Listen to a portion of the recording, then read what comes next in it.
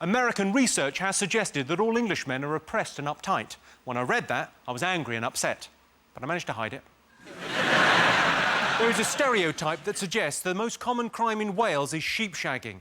Not the case. It's actually ram raiding.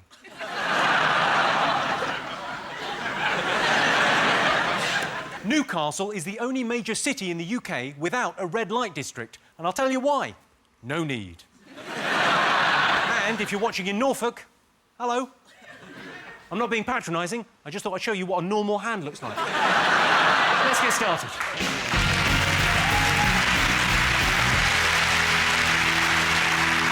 Fingers on buzzers. Cowell, we haven't said Cowell properly, have we? Simon Cowell in The Greatest Britain. Yeah. He was voted 33 in the worst Britons, and Yeah. his first 20 were serial killers. Times have changed. You know, Britain's Got Talent is supposed to show us that any talentless dick can make it big, and he's an ambassador for that, isn't he? Well, let's have a look and see whether Simon Cowell is one of the greatest living Britons. No way. God, he is. Yeah. Simon Cowell was voted the 5th greatest living Briton. Through his television work, Cowell has amassed a £200 million fortune. Throw in the profits from Leon Jackson's album, and he's never short of change either. Simon Cowell spends £500,000 every year on his own personal security. £500,000 on personal security. That is an incredible amount of money. Has Simon not considered being less of a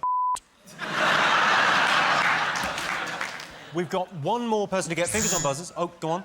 I'm going to go for the guy Banksy. Do you know the graffiti artist? It can't be Banksy, though, can it? Because he's not British. Because Banksy, everyone knows, is Rolf Harris. It's Rolf. It's Rolf having a bit of fun. He shouldn't be on it, because going around painting stuff on walls, some of the stuff he's done some really cruel, practical jokes. So, like on the West Bank, painting a ladder up the wall, he's taking the piss, isn't he? That's like when Terry Waite was handcuffed to a radiator, sneaking in the night and painting a little key just out of his reach. I can tell you that Banksy was not in the top 5, but he was on the longer list. I personally prefer art that makes you think. Would a Labrador really try and bluff a Spaniel with a pair of threes? So 66% of Londoners think their city is a good place to what? Meet the other 34%. You're sort of on the right lines, yeah? It's to do with meeting someone special. A good place to fall in love. Yeah, I'll give you that, yeah. Get Good. out.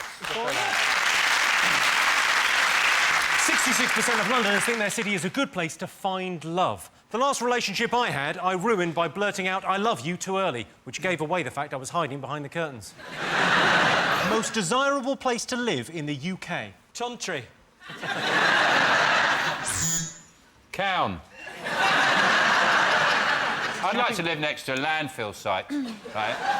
Because when you finish your dinner, you can just go to your back garden and just scrape it over the fence into the landfill. Is it Alton Towers? That's a good How good would answer. that be? Just before all the queues got there, you could go on Rita as many times. Well, that's the ride, isn't it? But, you know, all the...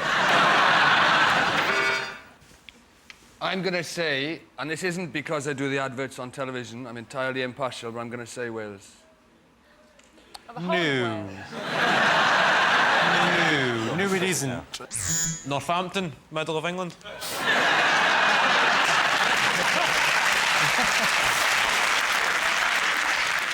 I think it's either Cheddar, Wensleydale, or Stilton. But not Leicester, don't like that. No flavour. Is it Cornwall? Cornwall. Cornwall is the right answer. They got it first. Yes, the most desirable place to live in the UK is Cornwall. Getting to Cornwall is easy. Straight down the M4, then the M5, then it's the A roads, then bam! 6 hours later, you're nearly there.